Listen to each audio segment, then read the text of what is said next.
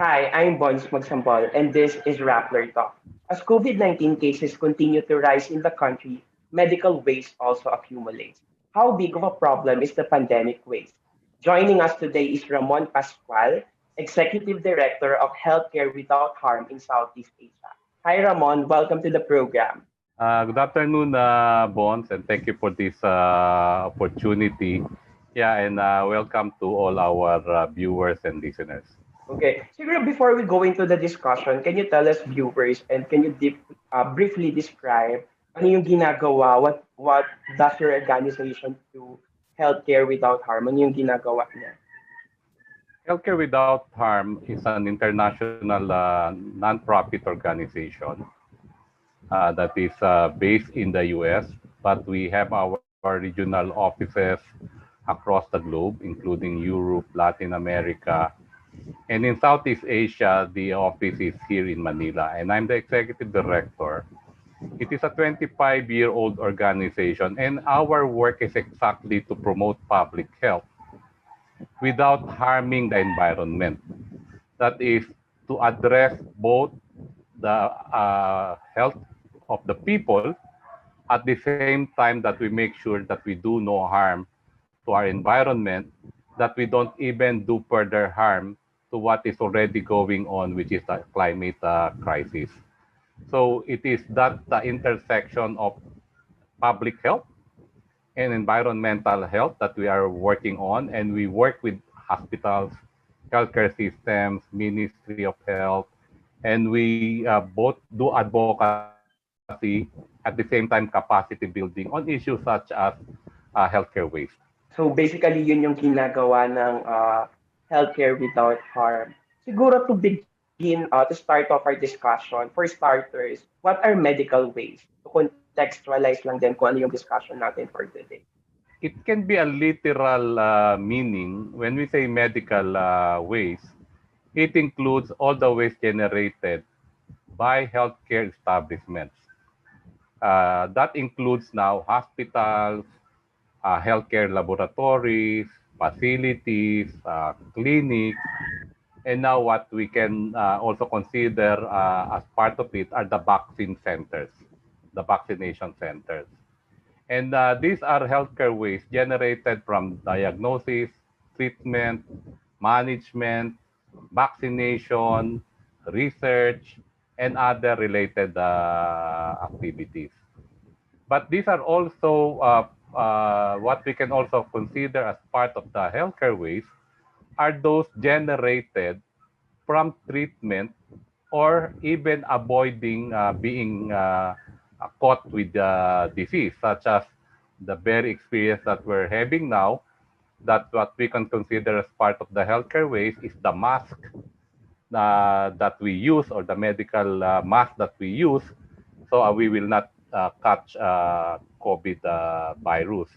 So this can already now be considered as part of the medical waste. But just to make it clear at the start, medical waste is 70% regular waste, meaning non-infectious. At most, even 90%.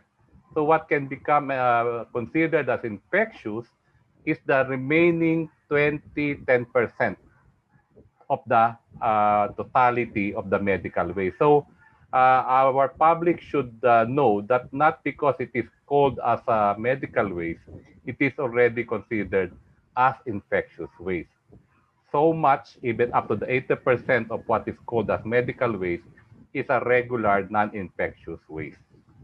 So that's a very important distinction. I mentioned earlier that this pandemic waste is a big problem. So how big of a problem is this pandemic waste? Well, it Like is cases have been surging for the past months, and yeah. huge in the context that when the cases of COVID patients do increase, it also generates so much medical waste, and the volume of infectious waste also increase. So you can imagine comparing a low cases country such as Vietnam to that of the Philippines, we have a very severe pandemic waste problem because we have so much cases that we experience on a daily basis. But if you're able to control or manage COVID cases in a particular setting, so you also lower the severity of the problem generated by waste coming off from COVID. So ang ibig ko din sabihin, Right. hindi tayo magwo-worry kung na-manage natin yung COVID situation. But we worry so much, not only about the patients, but also about the environment if we don't manage the pandemic itself. So that's how severe it is. So in Vietnam, they won't worry too much about COVID-related waste, for example. But in the Philippines, compared to other countries in our region, we have two huge problems now. One are the people that are infected, and second, the waste that is generated from so much unmanaged COVID situation. Now, Right. So we're saying that pandemic waste is directly proportional with our cases. exactly, Like the right? more the cases that we have, Exactly, absolutely there would be a lot of medical waste. exactly. Yeah. So Yeah, do you otherwise, have what we rough will be, estimates?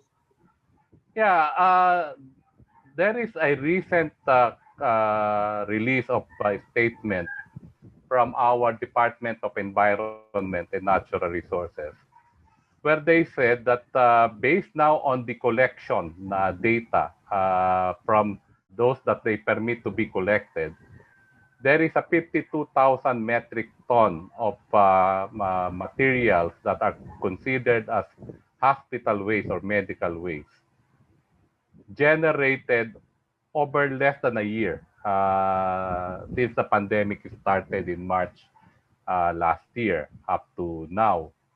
Uh, and this is huge because in the previous years, what we were seeing is something like even just one half or at most two-thirds of that volume.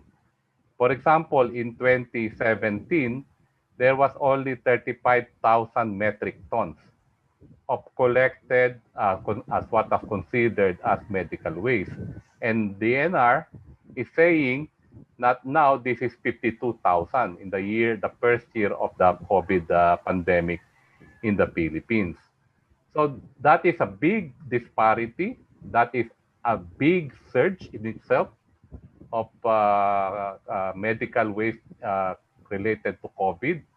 However, because we're doing audit bonds in medical setting, we're doing hospital audit even before COVID and now in the time of COVID, we can consider the 52 metric tons that the NR has released as the data as overblown, meaning Okay. based on the observation that we saw from hospitals, they are so scared of the virus that what would normally be considered as non-infectious are now marked as infectious, collected as infectious waste, and would add up to this 52,000.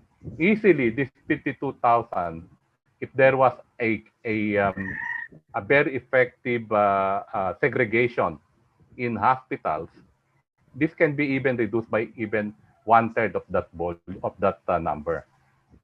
So what I'm saying is that there is an overblown fear of the virus such that even in hospitals, what should be considered as non-infectious are now being thrown and marked as infectious waste, adding to this really a big surge of hospital waste. So going back to the figure that you gave, it's 52,000 tons of garbage or of waste. Is there a way for you to visualize kung gaano kalaki yung problem natin when it comes to this? So yung 50,000 tons of Yeah, waste, gaano siya kalaki? Paano natin siya the mabibigay? comparison made is that it is a 2 million sacks of rice, each sack containing 25 kilograms. which is huge. Now, even if we want to be generous and make it a 1 million sack of rice, but that is the big sack which contains the 50 kilogram. Malaki yon. Ngayon, the other way of illustrating it, another example, just about the volume of face mask that we may be generating already as part of our medical waste. If every Filipino will use disposable face mask every day, that's 100 million a day or 3 billion a month of disposed face mask. And many of it will not anyway go to the recycling or to proper treatment. It will just go to our rivers, and then finally it will go to our oceans. As already found out in some sites in the Philippines where mass is underneath the oceans already, and plenty of it. Right. So Right. that's a terrible reality that is happening now, particularly in the Philippines. Yeah. So can you give us an idea on the system, if there is, of how medical waste are being segregated at the national level? Like meron ba tayong like particular or specialized system devised by the national government since the pandemic began? Kasi parang naisip ko kasi na parang this Yeah, waste has been a problem. this is a very important question. The whole issue of healthcare waste segregation. It is the number one principle in minimizing waste. That is, you segregate at the source. So if you ask, is there a policy on how it is happening at the national level? Yes, there is. But it starts from the source, meaning it is the hospital or it can be the home where the mask has been used, disposable mask, and that should be segregated. So segregation is a process in itself. Yeah, there are different types of waste, for one. And one that I already mentioned is the non-infectious and the infectious. The other one is from the non-infectious, there is the general waste, and there is the biological or the food waste. And each of them, in a typical hospital, the black bag, this is how you segregate in a traditional hospital setting. Black bag is for the general waste. That includes yung mga gamit na mga papel, yung mga iba't ibang klase ng mga gamit mo na pinagbalutan mo ng packaging, na kung ano man, pupunta yan doon sa black bag. Pero kung the green bag takes care of ito yung mga galing sa cafeteria na mga pinagkainan, o kaya if you eat a take-out food tapos itatapon mo na yon, yung pagkain na natira doon, that will go to the green bag. And then what should be the list of the waste that is segregated is what is called as the infectious waste. This is normally the yellow bag. So that's where it starts. And every office, every ward, every part of the hospital has that kind of segregation system. And that segregation, it starts from the source, and then it goes upward up to the time that it is collected, and should be maintained up to the time that it is already in the final disposal site, whether for further processing, for proper treatment, or for final disposal.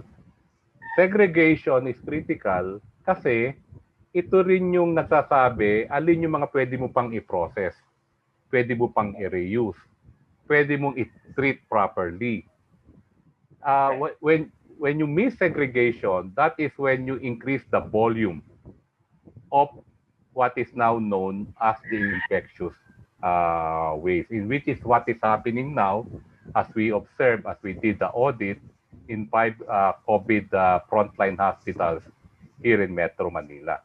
So, yeah, sir, I'm just wondering, with the 52,000 tons of garbage, of medical waste, meron ba tayong idea what constitute, ano yung pinakamalaking proportion ng waste na yun? Ano yung nagko-constitute ng large portion of that waste? Is it like When we face did, mask bag? I can share the results of the audit we did recently with COVID frontline hospitals, all based in Metro Manila, and all these are 5 hospitals, public hospitals under the Department of Health. The biggest item that is into the what is considered as infectious waste are gloves, Okay. mask, and what we call as the PPE. Ito yung gown na Right. sinusuot nila. All these are disposable materials that are single use. Now, why gloves? Because gloves is used in one area, taken off, and then if the doctor moves to another ward, another set of gloves, again, take it off, throw it away, and then another set. So, a doctor, if he or she makes 10 rounds, at the least may have used 10 pairs of gloves. And gloves is made of toxic plastic material. It is far from being recyclable. Remember, what we're talking about as well as infectious waste are mostly plastic, made of plastic. And out of the typical plastic waste, only 10% are recycled. The rest will have to be absorbed by the environment. And you can imagine now that the biggest disposal site for plastic would end up in our oceans. So that's how terrible this big generation of what is called as hospital waste coming up from this COVID pandemic. So I'm just wondering, has your group coordinated with the national government or with the National Solid Waste Management Commission regarding the pandemic waste problem? What have been discussed so far that you can share with our viewers? Well, talking about coordination, for example, with the National Solid Waste Management Commission of the DNR, because they are supposed to implement the Solid Waste Management Act that has been legislated almost 30 years ago. There is one thing that we've been working with them for quite so long already, that long since it was enacted, on banning single-use plastics. Now, this Right. is much related to the COVID waste because most of the infectious waste, most of the medical waste anyway, are plastic. But included in your earlier question as well are possibly the food packaging that are considered at times as infectious. Okay? At any rate, recently, the Solid Waste Management Act came up, the Solid Waste Management Commission came up with a resolution number 1363. And this is very recent, in January. And it's meant to prohibit the use of single-use plastics, such as drinking straw, coffee stirrers, spoons, forks, knives, or saka labo. Labo, yung manipis na pinaglalagyan ng mga pag bumili ka ng ulam, yun Right. yung tinatawag na Plastic translucent labo. plastic bag. Yeah. Now, we think that this is a very narrow set of single-use plastic because the biggest concern, if we talk about single-use plastic, are the grocery bags. The Right. grocery bags that are marked with the names of these big malls, big department stores, big supermarkets, that finally ends up and mostly becomes single-use and ends up in our river, ends up in the canal, finally it goes to the ocean. You would see this every time during rainy season. You would see that the most common cause of flooding are these big plastic bags. They did not include that. Okay. However, Okay. we're still happy in a sense we have to be satisfied with the advocacy that we been undertaking for so long a time. When the DOH follow this up from the National Solid Waste Management Commission, DOH showed us a draft implementation order, a DOH memorandum that will also ban single-use plastic across hospitals. We're happy because we are finding Okay. these materials in our audit being done in hospitals, such as plastic cups, drinking straws, coffee stirrer, plastic spoon, plastic forks, plastic knives, and then the labo again. So it's kind of uh, it's a it's not a full a total win, but still it's a good policy because the DOH translates it into banning certain plastic materials inside hospitals because this is what we want to address as Okay. well. What are the proper ways of segregating medical waste? Siguro let's start with the household, sa level ng household. Kasi 'di ba parang the family lagi silang naka-face mask, lumalabas, naka-face shield. Ano yung proper ways of segregating those at the same time? Ano yung mga pwede ba nating ma-lessen? Meron kung meron ba at the Sure, same yeah, time? there are many ways to minimize our waste, including what we call as medical or healthcare waste. At the household level, first of all, they no one among your family members would need to use the disposable mask. What we've Okay. been promoting and what we've been teaching people all along is to use reusable, washable face mask. Because one, it saves you money. Second, it saves us in terms of our environmental integrity. Okay? But if you cannot help because you went to a clinic or you went to a medical facility and therefore you needed to use the medical kind of mask, then there is also a proper way of disposing it. The simple way in terms of segregation, do not mix it up with your regular waste at home. Do not put it dun sa regular nyong basurahan.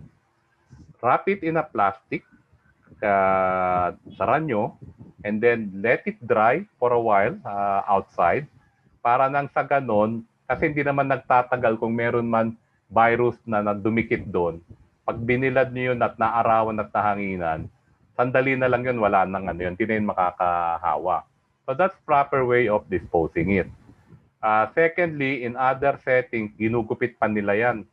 Kasi there have been cases in the earlier surge of the pandemic last year na nire-reuse yung mga medical mask instead of disposed properly. So there is a way that we keep our people safe at the same time and keep the environment also not too creating too much harm on our environment when it comes to household use of face mask. On the same thing, face shield. Ingatan nyo po yung face shield ninyo para nagagamit ninyo ng regular, nare-reuse ninyo. Huwag po kayong palit ng palit kasi plastic po yan at nakaka-harm po yan sa ating environment the moment na i-dispose ninyo. Reusable naman po yan. Katulad din ng washable, reusable na face mask. Pero pagdating naman po sa loob ng mga healthcare facilities, ibang usapin po yan. Yung basic segregation na tinatawag. Una na nga, kailangan pag-aralan at may mga policy po ang hospital. A typical hospital have a written policy or manual on healthcare waste management. And they always have a team. And there's a focal person. And you will always be surprised na some of the heads of this healthcare waste management committee are engineers, sanitary engineers. So they're trained. So they know how to segregate the general from the general non-hazardous waste from the infectious or hazardous waste. They know how to manage yung mga sharps and needles kasi may sariling box yun as a matter of segregation. Such that, kaya ito importante dito sa nagaganap na vaccination campaign kasi we're doing it public places. It should be observed that yung sharp na pinag-inject, yung vials, mayroong hiwalay po na box yun at doon properly nilalagay yung gamit ng needle and vial. So hindi po pinaghahalo-halo yan. Ganun din po yung pathological waste. Minsan sa mga hospital, meron ding chemical waste at meron ding pharmaceutical waste. May kanya-kanyang paraan po yan ng paghihiwalay para nagiging maingat at hindi humahalo sa ibang klase pa ng basura or ng medical waste. At Right. paraan din Okay. yan ng transportation, ng handling, hanggang sa makarating for final disposal. So, pandemic waste is another looming problem that we should address as early as now. We both agree in that. So, what are the long-term effects or what are the long-term impacts of this medical waste if remains unresolved? Yeah, if we prolong the pandemic, not only in the Philippines but globally, because the surge is real in many countries for the past weeks now.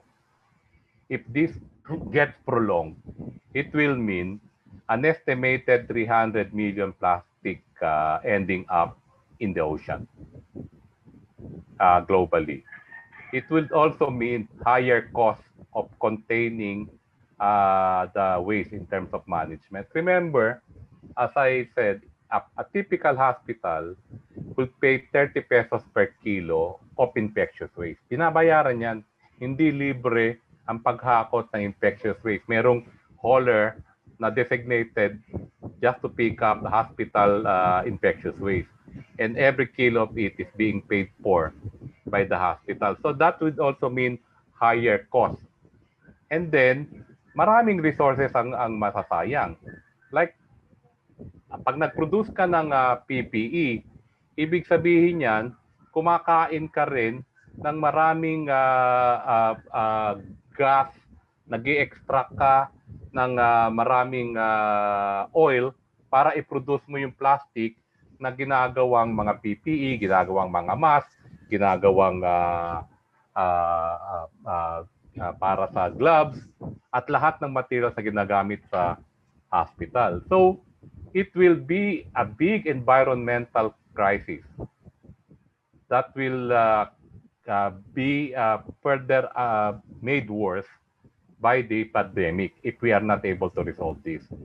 Kaya this crisis is no longer just, of course, it's a public health crisis kasi it's causing lives, but it's also a big environmental crisis. It worsens our plastic pollution in the ocean. It wastes so much resources and therefore harming further our climate.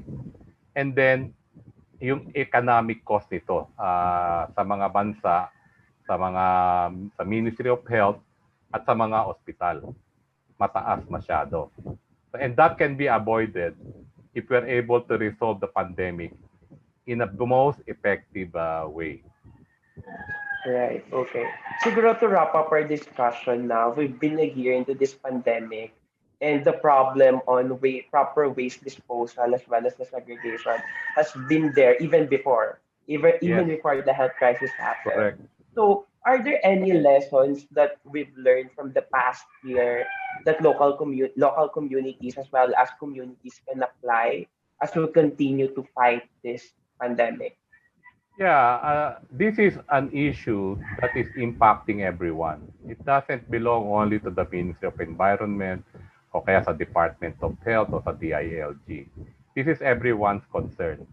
Uh, for example, to the regular na mga tao na nag-iingat sa kanilang sarili para hindi sila mahawa sa COVID, you should also avoid using disposables and use reusable items as much as you can, including mask, including face shield.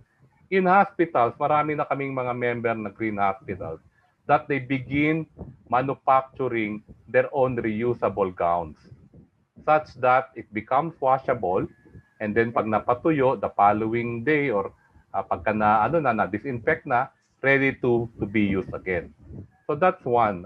Avoid yung mga disposable, lalo na yung mga single-use plastic.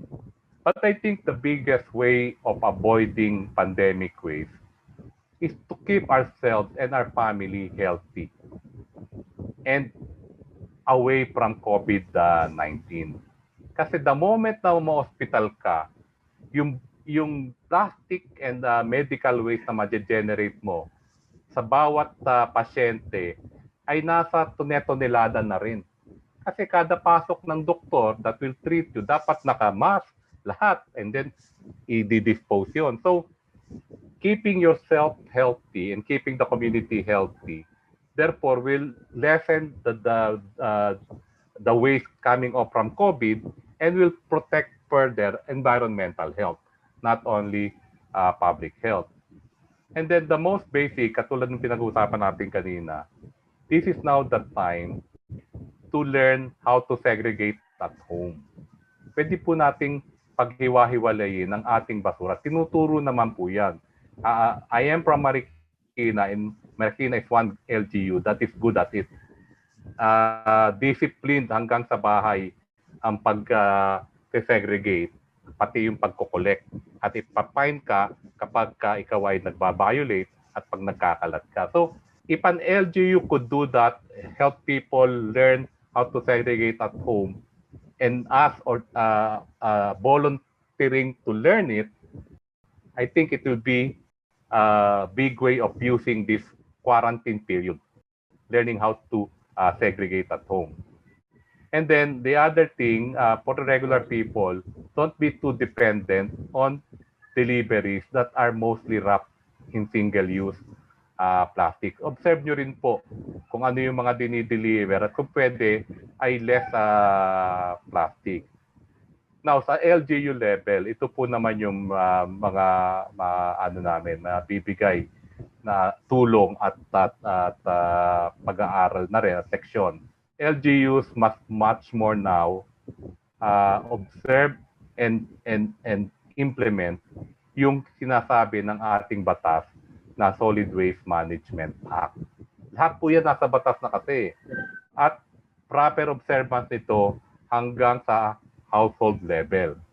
Dahil tumatagos po tayo hanggang mga barangay.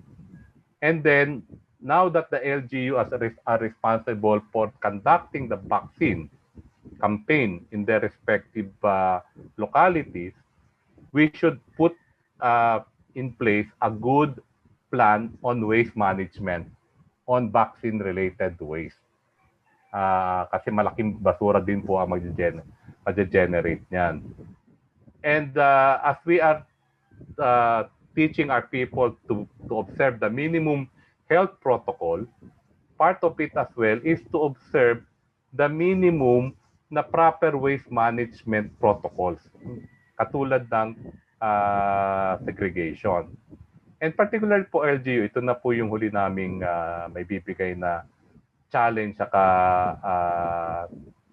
in a way desire namin makita sa mga LGU. Defend people's health by keeping COVID away from your localities and communities. This means go back to the basic. Kaya tayo umabot sa search na to, hindi tayo nag-provide ng system on testing. Hindi rin tayo responsible sa tracing. At ngayon sa treatment. And then the fourth is the vaccine. If we keep our people healthy, we don't need to deal with so much COVID waste as we are dealing it now. Right. Okay. So yun nakuha ko dun sa discussion natin. This pandemic, connected siya sa lahat ng sector. So it all boils down kung if hindi natin ma-manage yung cases natin ng mababa, magdo-domino effect talaga siya sa lahat ng sector, even sa waste. So thank you so much, Ramon, for joining us today for this fruitful discussion. That's it for today's episode of Rappler Talk. Again, I'm Bons Magsambol. Thanks for tuning in.